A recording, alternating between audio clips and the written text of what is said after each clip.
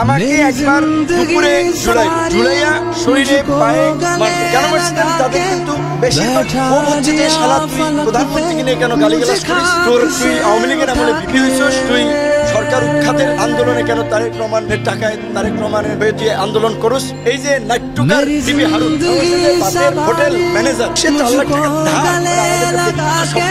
ঈদের সেইটারে বানাইছে 64 লাখ টাকা দিচ্ছে নাকি, বেশি টর্চার করেছিল এবং ওই নাহিদকে নিয়ে এসেছিল। আমাকে চোখ খুলে দিয়ে নাহিদকে দেখছে যে কিন্তু নাহিদ দুইটারই পৌঁছে দিয়ে দেবে। আমি আমার সাথে ঘটে যাওয়া একটি কথা একটু আপনাদের সাথে শেয়ার করতে চাই যে আয়না করে গল্প আপনারা শুনেছি, এক একজনের সাথে কিন্তু এক এক রকমের আচরণ করা। আমাকে 18 জুলাই ভোর রাতে 3টা কি 3:30টার দিকে আমাকে তুলে নিয়ে যাওয়া। আমি তো আমার ছোট বাচ্চা আমার কাপড়ে প্রস্রাব করে দিয়েছে, আমার কাপড়টা ভিজা। আমি বলেছিলাম যে ভাই আমি কাপড়টা চেঞ্জ করে চিলে যেমন শিকার করে ঠিক অমনি ভাবে গেঞ্জি এখানে আমাকে একেবারে চ্যাংদোলা করে আমাকে টেনে নিচে নামানো। আমার বাচ্চা প্রস্রাব করা কাপড়টা পর্যন্ত আমাকে চেঞ্জ করতে দিল। আমার